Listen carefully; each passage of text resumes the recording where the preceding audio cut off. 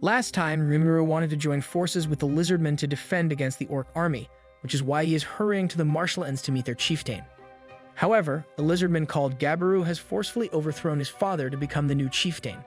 Gathering an army of followers, he ordered them to attack the orcs head-on, unaware of how dangerous they really are. Rimuru, together with Ranga, the ogres, and a party of goblins, approaches the Lizardmen's territory. Noticing a single female Lizardman desperately fighting a group of orcs, Zoe helps her and defeats her attackers. When Rimuru and the others arrive, Rimuru heals the injured Lizardman with a potion. It turns out the Lizardman is Gabiru's sister, and when she realizes who Rimuru is, she tells him all about what Gabiru did and begs him to save her father and brother. Rimuru orders Zoe to rescue the Lizardman chieftain, while he takes on the orc army. At the front lines, it seems at first that Gabiru's army is winning against the orcs. However, the tables turn onto some of the orcs eat one of the defeated Lizardman's soldiers, making the whole army gain the Lizardman's abilities and adapting to the swamp. The evolved orcs end up surrounding Gabiru and his soldiers, who gather in a close formation. Hidden in the forest, Laplace and Gelmud are observing the battle, satisfied with the orcs' results. Out of nowhere, the Dryad trainee appears, telling them she will have to remove them from the forest before they do too much harm. Summoning the wind spirit Sylphide, she attacks them with powerful wind blades that rip Laplace's arm off. Realizing Trainee's power is too much for them, Gelmud and Laplace escape in a cloud of smoke. Back at the battlefield, Gabiru is doing his best to fight against a huge orc general, but his attacks yield no results. When the general prepares to deal a final blow, Gapta and Ranga appear to protect Gabiru.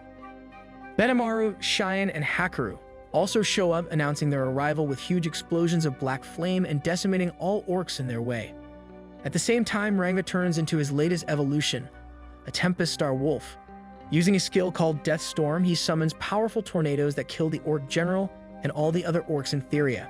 While Benimaru, Hakaru, and Cheyenne are using black flames and their swordsmanship skills to mow down huge numbers of orcs, Zoe rescues the Lizardman chieftain. On their way out, they are confronted by a huge orc, but Zoe easily traps him with his wires and cuts him into pieces. Somewhere else, Gelmud is angry, observing Rimuru's ally stirring the tides of the battle against the orc army. Panicking, he takes off towards the battlefield, scared that his master will kill him if he fails. While flying above the battlefield, Rimuru sees Gelmud hitting the ground like a meteorite. It turns out Gelmud was manipulating the orc lord so he can create a new demon lord and make him his pawn. Seeing Gabiru, Gelmud gets angry at him for turning out to be a nuisance and attacks him, but Gabiru's subordinates stand in the way, saving him. Gelmud attacks once again, but Rimuru protects Gabiru with a magic shield. He gives Gabiru healing potions to heal his friends and takes Gelmud on. When Gelmud realizes Rimuru is much stronger than him, he begs the Orc Lord to help him, but the Orc doesn't move. Once he calls him Geld, which is the name he gave him when he first met him, the Orc Lord goes silent. Suddenly, he cuts Gelmud's head off and eats him. Having eaten Gelmud, Geld evolves into a demon lord.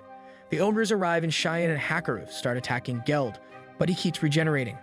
The other ogres, together with Ranga, all use devastating spells on him, but Geld gets back up. Eating one of his orc soldiers, he heals himself completely. Rimuru orders the Great Sage to take over his body and fight Geld instead of him. Controlling Rimuru's body, the Great Sage easily dodges the huge orc's attacks and cuts off his arm. However, the Demon Lord instantly regenerates his arms and starts throwing powerful balls of energy at Rimuru. Rimuru blocks them and creates a vortex of fire that envelops Geld, but doesn't harm him since he has fire resistance. Rimuru then decides to take control over his body again, having figured out how to defeat the orc. Turning into a mass of slime, Rimuru starts enveloping Geld, while Geld struggles to free himself. In the end, Rimuru turns out to be faster than Geld and absorbs him completely. Inside of Rimuru, Geld relives his past and we find out he was the king of the orcs. Since the orcs' territory was devastated by a terrible famine, he ventured out to the great forest of Jura to find food. However, he collapsed on his way there and was found by Gelmud, who saved him and started manipulating him from then on. Geld keeps struggling because he doesn't want the orcs to bear his sins after he dies, but Rimuru tells him he will take on his sins for him. Hearing this, Geld sees the dry wasteland that was his home turn into a beautiful green pasture and he finally feels at peace. With Geld's death, the effect of his starved skill ends. His orc army goes back to normal and they stop fighting. After the battle, Benimaru and the ogres tell Rimuru they want to continue serving him, even though they have fulfilled their contract with him. The next day, Rimuru gathers the representatives of all the races that were involved in the war against the orcs. He doesn't want to charge the orcs with any crimes, since anyone would act like them if they were faced with an extreme famine. He announces that he has taken all of the orcs' sins upon himself, keeping his promise with Geld. The ogres and Lizardmen are hesitant to accept this decision, but Benamaru convinces them, saying that this world functions on the principle of the survival of the fittest. Since there are now 150,000 orcs without a home, Rimuru proposes that the other races provide food, water, and living spaces for them in exchange for the orcs becoming their workforce. He wants to form an alliance in which all the races of the Great Forest of Jura can peacefully live together and help each other. Hearing this, everyone present agrees with him, and the orcs thank Rimuru with tears in their eyes. Trini proposes that Rimuru becomes the Chancellor of the Alliance, and Rimuru is nervous about it, but promises to do his best. After the meeting, one of the orcs approaches Benamaru and begs him to forgive them for destroying their village. He wants Benamaru to kill him in exchange for sparing the other orcs. Before the meeting ended, the ogres all got titles from Rimuru. Shan became a samurai, Hakaru an instructor, Soy a spy, Kurob a swordsmith, Shuna a holy princess, and Benamaru became the samurai general who was in charge of military affairs. Because he is a general now, Benamaru tells the remorseful orc that he wouldn't want to rob the village of a capable fighter and spares him. He tells him that he will be happy to serve Rimuru together with him. Rimuru, who was listening to this exchange, later names that orc the king of the orcs and gives him the name Geld, as someone who will inherit their previous king's will. In the next 10 days, Rimuru named all 150,000 orcs. He also gave the Lizardmen's chieftain the name Aberu. For the crime of treason, Gabaru is exiled from the Lizardmen tribe, but he is allowed to take the Vortex Spear with him. His 3 most loyal subordinates follow him, and Gabaru tells them he will take care of them. In a mansion somewhere, Laplace talks to the demon lord Clayman, a mysterious white-haired man. Clayman has been watching Rimuru fight Geld and is curious about him. 3 months later, the orcs, under Kajin's leadership, finally finish building the houses. They even construct a sewage system and build roads, making the village resemble a city. One day, the dwarf king Gezel arrives unannounced together with a group of knights on winged horses. Since Rimuru has become a powerful leader, Gezel decided to meet him in person to find out if he is a threat to his nation. Seeing Gezel and his knights, Rimuru welcomes him into his city. In order to uncover Rimuru's true nature, Gezel challenges Rimuru to a duel, and Rimuru accepts. They start fighting, and Gezel turns out to be an extremely powerful warrior. Rimuru is struggling, but he manages to block his strongest attack. In the end, Gezel is satisfied with Rimuru and understands that he isn't his enemy. It also turns out Hakaru was Gezel's master, who taught him how to fight with a sword when he was a boy. That night, Rimuru and Gezel drink together and talk. Since Rimuru is controlling the whole forest, Gezel wants to become his ally and recognize his nation. Rimuru agrees to sign a treaty with him and decides to name his nation the Jura Tempest Federation. Rigurd then chimes in and decides that the city they are in will be known as the capital city Rimuru, making Rimuru embarrassed. 2 days later, Gezel returns to Rimuru's city together with Vesta, the minister who betrayed Kajin in the past. Even though he has exiled him, Gezel wants Vesta to use his knowledge and skills to help Rimuru's nation. Seeing this as a way to continue serving Gezel, Vesta sincerely apologizes to Rimuru and Kajin for his wrongdoings and asks them to take him in. The two forgive him and allow him to work for the Federation. At the same time, Gabaru and his followers also appear, wanting to join Rimuru too. Rimuru accepts them together with Gabaru's sister, who came because Abaru sent her to gain more experience and become Rimuru's servant. He names Gabaru's sister Suka, and all the lizardmen that came with her get names too. When they evolve, some of them look almost the same as humans. So he takes Suka and her attendants in as his apprentices, and Rimuru sends Gabaru and his followers to cultivate medicinal hippocute herbs in Veldora's cave. Vesta is also sent to the cave, where he will start working to find a way of mass-producing powerful healing potions. In Clayman's mansion, a playful demon lord called Milim is curious about Rimuru's nation and decides to visit him. Flying with incredible speed, she quickly finds Rimuru, creating a huge crater when she lands. She introduces herself and has no intention of hurting anyone. Unaware of that, Cheyenne, Soy, and Benamaru appear and attack her, thinking she's a threat to Rimuru. However, their attacks don't faze her at all, and she manages to defeat them all instantly. Noticing Milim has become bloodthirsty, Rimuru realizes he will have to calm her down. The Great Sage skill reveals to him that she has 10 times his magic power, but he gets an idea. Taking something golden in his hand, he pushes it inside Milim's mouth. Sensing a sweet and delicious taste she has never tasted before, Milim calms down. It turns out Rimuru gave her honey he found in the forest, and he promises to give her more Ishazwir. She won't attack him or his people anymore. Milim is conflicted about admitting defeat, but Rimuru keeps tempting her, until he convinces her to accept his conditions. Treating her as a guest, Rimuru shows Milim his city and introduces her to everyone. Because she is a famous demon lord, the townspeople are impressed that Rimuru managed to make her his ally. Since all she usually does for fun is fight, Milim is amazed to see how much fun Rimuru City's people are having and decides she wants to live there. While the people instantly accept her, Rimuru is confused, but he is forced to accept her too. In the Kingdom of Blumen, the Minister Variard and the Guildmaster Fuse are talking about Rimuru and the newly formed Jura Tempest Federation. They acknowledge that he saved everyone from the Orc Lord, but Fuse decides to visit Rimuru in person to see if he can trust him. In Veldora's cave, Vesta has managed to perfect his healing potions. Rimuru wants to start mass-producing them to sell them, but Cajun thinks they are too powerful to just sell them as they are. Cajun proposes they make a deal with the Dwarven Kingdom. He wants to produce and sell weaker healing potions which the dwarves will usually use. The dwarves would deliver the ingredients and Rimuru's people would produce the potions for them. Exiting Veldora's cave, Rimuru sees a huge explosion somewhere in the city. It turns out that one of the demon Lord Carrion's 3 Beasketeers, a demon called Phobio, came and threatened to take over the city. When he attacked Rigard, Milim got angry and beat him up to protect Rimuru's friend. Concerned about Carrion attacking the city as payback for Milim beating up one of his subordinates, Rimuru makes Milim promise she won't attack anyone anymore, threatening to not give her any lunch if she does. When Phobio wakes up, Rimuru finds out from him that Carrion ordered him to investigate a powerful presence in Rimuru's city, which is Rimuru himself. Since he can't do anything else, Rimuru lets Phobio go. Rimuru manages to bribe Milim with a new weapon, so she tells him more about Carrion. She admits that she, together with the demon lords Clayman, Carrion, and Free, used Gelmid to create a puppet demon lord, which turned out to be Geld. Hearing this, Rimuru realizes his federation could be targeted by the demon lords because he ruined their plans. One of the nations surrounding the forest of Jura is the Kingdom of Falmouth, which is a major trade power. From that kingdom, a team led by a silver-haired man named Yum was sent to the forest of Jura to learn more about what happened with the Orc Lord. Traveling through the forest, Yum and his party encounter Fuse and his companions Cable, Aaron, and Guido, running away from a huge spider monster. Coincidentally, Gobda and some other goblins find themselves in the vicinity. Effortlessly, Gobda defeats the powerful spider all on his own and leads everyone to Rimuru's city. The people from Blumen and Falmouth meet Rimuru, surprised that the leader of the Jura Tempest Federation looks like a regular slime.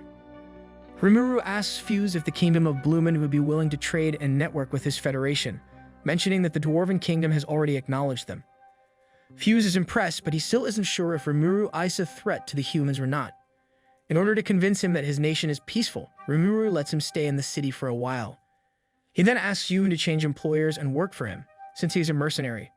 Rimuru wants Yumu and his men to act like they are the champions who defeated the Orc Lord and that Rimuru helped them. By spreading such a rumor, Rimuru wants everyone to think he isn't a powerful threat, but rather a trustworthy ally to the humans. After seeing what Rimuru's city is like, Yumu understands Rimuru's goals, finds respect for him, and agrees to help him. Meanwhile, in Clayman's mansion, a pink-haired harlequin called Tyr reports to him about the situation with Milim. Getting curious, Clayman wants to find out what made Milim so interested in Rimuru that she would become his ally. Tyr also reports that one of the demon lords, Frey, doesn't want to be involved with the forest of Jura at all. Frey also told her that a legendary sealed monster called Charybdis is going to wake up soon. With an evil grin, Clayman gives Tyr her next mission, finding the location of Charybdis and taming it. That night, Phobio and his subordinates are sitting around a campfire. Phobio regrets making fun of the Jura Tempest Federation and realizes they could be a power filial to the demon lords. However, he is still angry at Milim for making a fool out of him and wants to take revenge on her. Suddenly, 2 people in a harlequin mask approach the campfire. They introduce themselves as Footman and Tyr, who came from the modern Harlequin Alliance. The 2 of them mysteriously offer Phobio a power equal to a demon lord, and he gets interested. They tell him he could defeat Milim using the power of Charybdis, the gigantic fish monster. In order to impress his master, Carrion, and get revenge on Milim, he accepts their offer. At the same time, in Rimuru's city, Rimuru relaxes in a bath with Fuse. Some time has passed since Fuse arrived, and now he isn't suspicious of Rimuru anymore. However, Rimuru's city is so comfortable that he doesn't feel like leaving. We find out that Yumu and his men left the city to build up their reputation as the champions who defeated the Orc Lord. Meanwhile, the 2 Harlequins lead Phobio to the cave where Charybdis is sealed. They reveal to him that Phobio has to take the monster into his body to revive it. Phobio is unsure about that, But Tyr manages to convince him to go through with it by telling him the seal will soon weaken enough for Charybdis to revive on its own. Venturing into the cave alone, Phobio is determined to get revenge on Milim. Outside, the Harlequins are laughing at Phobio for being knave. It turns out Clayman was the one who ordered them to revive Charybdis and then had attack Milim. The next day, a dryad called Tria appears to Rimuru and the others and tells them that Charybdis has been revived. She says that it's heading towards Rimuru City and that they should prepare for it. Charybdis is the violent ruler of the skies, and he has died and come back to life many times. It turns out he is also the child of Veldora, having been created from a cloud of Veldora's magicules. Stir. In order to impress his master, Carrion, and get revenge on Milim, he accepts their offer. Milim is convinced she can beat the beast, but Rimuru and the others don't let her since it's Rimuru City's problem. Soon, Rimuru sees Charybdis approaching the city together with flying sharks he has summoned. The ogres, the goblins, the orcs, the lizardmen, and 100 knights on winged horses Gazelle sent to help prepare for battle. The Great Sage tells Rimuru that Charybdis has a magic jamming skill that weakens all magic in a 300-meter radius around him, which is why long-range spells barely work against him. When the flying sharks start nearing the city, Rimuru's soldiers work together and defeat them one by one. When all the sharks are defeated, only Charybdis remains. When all of Rimuru's forces attack it at the same time, it doesn't even flinch. Suddenly, a loud roar is heard and the beast launches its incredibly hard scales at everyone, leaving them no other choice but to desperately protect themselves. Rimuru joins the fray and uses a skill called Gluttony to consume all the flying scales in an instant. However, new scales quickly start growing back on Charybdis' body. Using the Great Sage's knowledge, Rimuru realizes that Charybdis has the skill Ultra Speed Regeneration, which enables him to regenerate all of his scales in just 3 minutes. Both Rimuru and his army keep attacking Charybdis, but the fight takes so long that the sun has already started setting and Charybdis isn't even close to defeated. Suddenly, Rimuru hears Charybdis cursing Milim and realizes that some other life form is inside of his body. He contacts Milim, and when she arrives, she sees that Charybdis is using Phobio as his physical body. To Milim's delight, Rimuru lets her fight Charybdis, since the situation turns out to concern her after all. Seeing Milim, Charybdis gets angry and attacks her. His attacks don't affect her, and Alan, she destroys him with a single spell. When Phobio falls out of the remains of the beast's body, Rimuru catches him, heals him. Waking up, Phobio immediately apologizes to everyone and takes responsibility, saying Carrion has nothing to do with his actions. He tells them that a pair of harlequins told him where Charybdis was sealed. Milim doesn't know anything about harlequins, but tells Rimuru that Clayman might be at fault since he is always scheming something. Suddenly, the demon lord Carrion, who is a large demon with blonde hair, arrives to pick Phobio up. He gives Phobio a powerful punch and apologizes to Rimuru for the trouble his underling caused. When Carrion tells him he is in his debt, Rimuru asks him if he would be willing to enter a non-aggression pact with the Jura Tempest Federation. Carrion, who turns out to be the leader of the kingdom of Eurasania, swears he won't ever attack Rimuru's nation, surprised that Rimuru didn't ask for anything more from him. Picking Phobio up, he leaves. After the great battle, everyone in the city celebrates their victory over the meat of the sharks they killed. That night, Milim leaves the city explaining that she has to go see the other demon lords, but that she will return one day.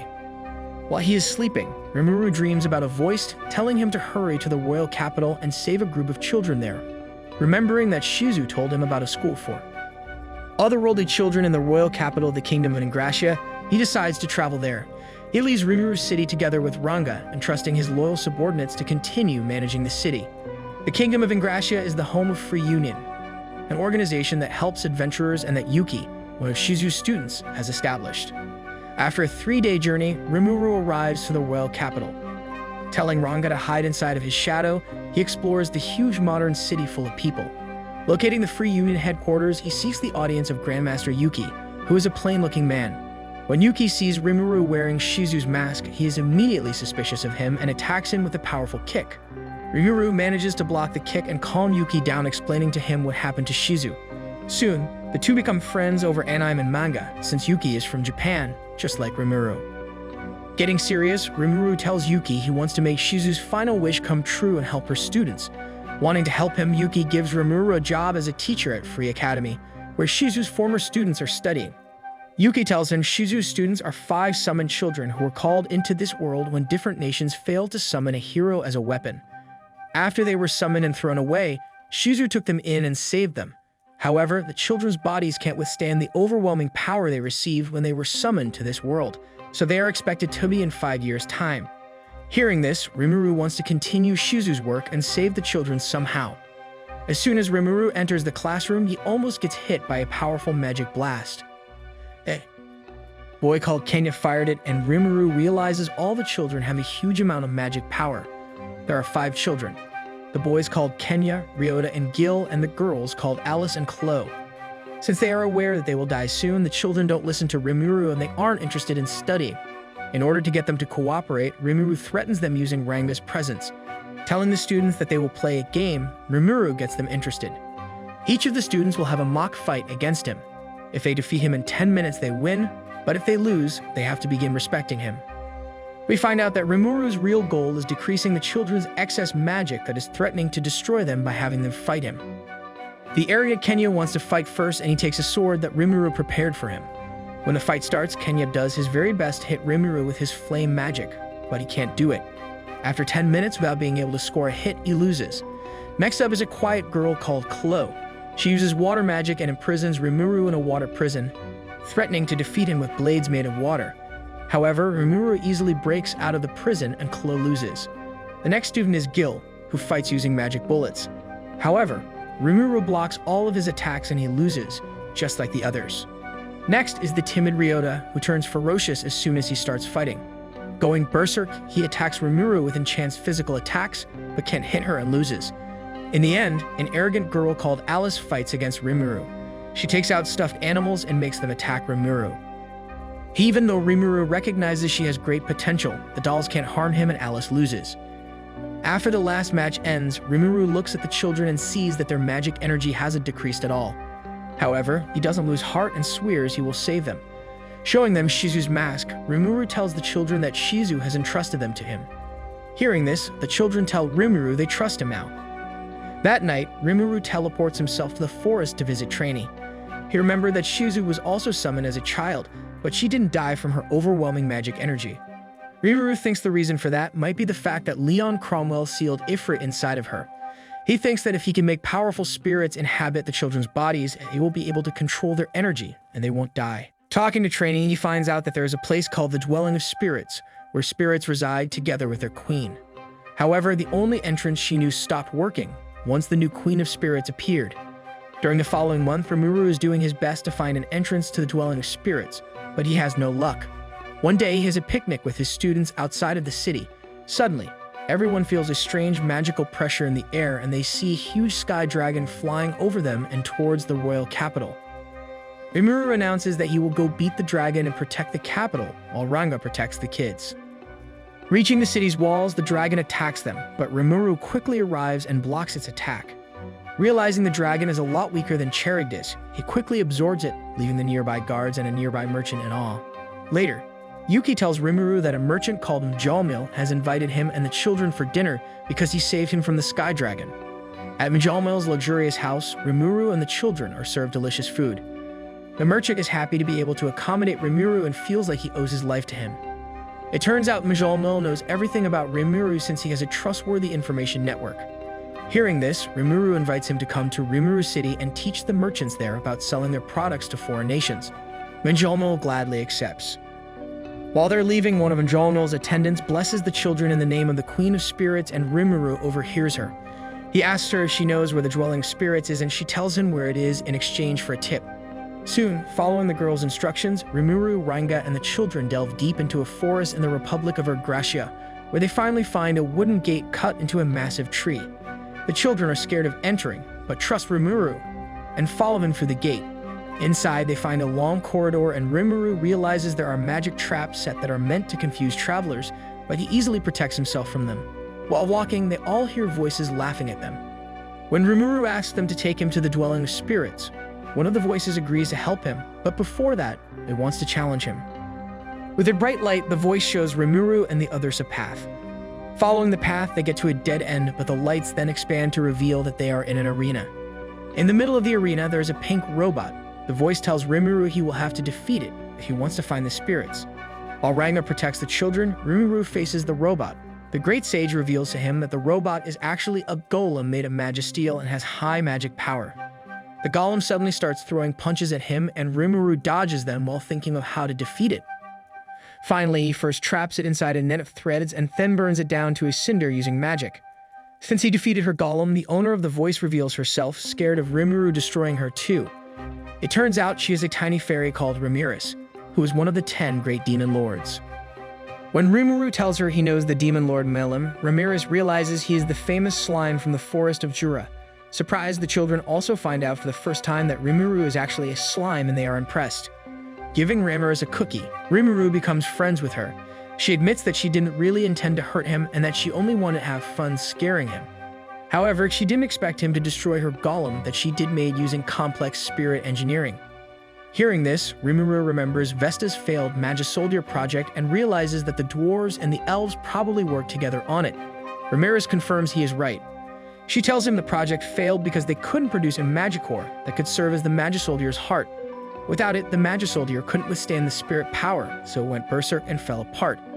After that, Ramiris took the shell of the failed Magisoldier and constructed the golem that Rimuru destroyed. Rimuru asks Ramiris to help him meet the Queen of Spirits in exchange for constructing a new golem for her. Surprisingly, it turns out Ramiris is actually the former Queen of Spirits who fell from grace to become a demon lord. She also tells him that Leon Cromwell was a hero before he also fell from grace to become a demon lord. It turns out that Ramiris is the one who maintains the balance of the world. She tells Rimuru she is willing to help him summon the powerful spirits he needs to save the children. Leading them along a special route, Ramiris helps Rimuru and the children reach the deepest part of the labyrinth, the dwelling of spirits. Ramiris tells Rimuru that even if none of the spirits they call will listen, he can just take a part of a spirit's magical energy and make a new spirit out of it. She instructs the children to call out to the spirits, and if a spirit is interested, it will respond. First up is Gil. He starts praying and tiny sparks of light start raining down on him. However, Rimuru realizes that he only managed to summon inferior spirits and decides to unify them into a superior one. Using his gluttony skill, he consumes Themen. Using his degenerate skill, he manages to unify them into one artificial superior spirit of the earth attribute. Putting his hand on Gil's head, Rimuru transfers the spirit into his body and immediately notices that Gil's magic power is under his control now. Realizing Rimuru has saved him, Gil is overjoyed. Rimuru does the same with Alice, who gets an artificial spirit of the space attribute. When Kenny approaches the summoning field, a superior spirit with a light attribute arrives, since he felt something shining in Kenya. He enters Kenya's body, deciding to protect him until he is grown up. Next up is Ryota, who gets an artificial spirit with both water and wind attributes. Finally, Clove, who is strangely embarrassed, stands on the field and tells Rimuru she loves him before she starts praying. Shortly after, the earth starts shaking violently. An incredibly powerful figure in the form of a woman appears, and the great sage identifies it as a spiritual body rather than a spirit. Flying around the room, she kisses Rimuru and passes through him like a ghost. When it starts flying towards Klo, Ramiris tries to stop it, realizing the being is dangerous. However, the being manages to enter Klo anyway. Examining her, Rimuru realizes her magic energy seems stable. Ramiris doesn't understand what happened, but she knows that the being came from the future. She thinks it will be a big problem if the being is reborn someday, but Rimuru's only concern is that Klo is fine. Rimuru thanks Ramiris for helping the children and keeps his promise by making a golem for her. He even summons a demon to inhabit it. Later, Rimuru and the children return to the royal capital. Meeting with Yuki, he is able to confirm that the students will finally be able to lead normal lives. Having saved the children and fulfilled Shizu's wish, Rimuru is happy. Meanwhile, an ominous black-haired demon thinks that Rimuru has summoned and now he wants to find him. Sometime later, the time comes for Rimuru to leave the royal capital. He hugs his students goodbye, and before he leaves, he gives Shizu's mask to Klo. Telling them they are always welcome in Rimuru's city, he leaves. Rimuru tells Ranga that he gave Shizu's mask to Klo because he felt it was the natural thing to do. While they are traveling back to Rimuru's city, a black-haired woman is secretly following them. In the past, in a forest somewhere, a dying woman and a dead man are lying on the ground. With her last remaining strength, she draws a ritual circle in her blood. When she finishes it, a huge vortex of red energy appears, and out of it emerges a black-haired demon. The desperate woman tells the demon he can have her soul if he makes her enemies pay, after which she collapses to the ground and dies. The demon laughs nonchalantly and tells her he will help her, since he has nothing else to do. Not much later, Shizu visits the kingdom of Philpwood's royal palace. Following a request to defeat a demon that has been summoned there, she enters a reception hall full of experienced adventurers. The kingdom's minister arrives and announces that two famous champions, known as the Silver Wings, have died fighting the demon. Hearing this, many adventurers want to leave, but the minister's guards don't let them, since they need every person available. When one of the adventurers gets angry, saying he isn't obligated to help anyone, one of the guards pierces him with his sword, making him fall to the ground. The other adventurers are horrified. Being a lesser demon, he comes out of the man's body and disappears with a scream. The guards reveal that the real reason they won't let anyone leave is because some of them might be possessed by demons, just like that man. Suddenly, everyone's attention turns to a hooded man standing among them. The man accuses the guards of summoning the lesser demon themselves, just so they can manipulate the adventurers. He says his name is Black and says that he will kill everyone in the room until he finds who the demon everyone is looking for is.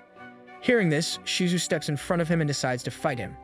She takes out her sword and sets it ablaze, while Black reveals he has a glove with sharp, retractable claws. Even though Shizu is known to be powerful, Black has no trouble fighting against her, and they are fighting on equal ground. Casting a spell, Shizu unleashes a huge torrent of fire. Black survives it, revealing he is actually a demon with large black wings. He tries hitting Shizu, but her mask blocks his attack, ripping off his entire arm. Intrigued, he realizes her mask is a powerful artifact that surpasses time. Black decides to end the fight for the day and teleports somewhere else. In a room in the palace, Shizu remembers that Leon once told her about demons known as the progenitors, who are referred to by their signature colors. One of them is called Nor, which means black. Shizu remembers that the demon she fought was named Black, but doesn't think that such a powerful demon will appear here. Suddenly, a blonde knight comes into her room and tells her the king wants to see her. Entering an ominous underground throne room, Shizu sees the minister and the king sitting thrones. Taking a seat in the biggest of the thrones, the blonde knight introduces himself as a demon called Orthus. It turns out he is the true king of Filthwood, while the minister and the person everyone else thinks is the king are just his puppets. It turns out Black's mission was searching for demons disguised as knights. After he killed them all, he finally killed Orthus, completely freeing the kingdom of Filthwood from his influence. In exchange for Black letting her live, Shizu agreed to lie about killing him, so he can remain hidden. After this incident, Shizu continued her travels, thinking that someone else will certainly deal with Black. In the present, Black is observing Rimuru, since he's wearing Shizu's mask. Black would later be summoned by Rimuru and named Diablo.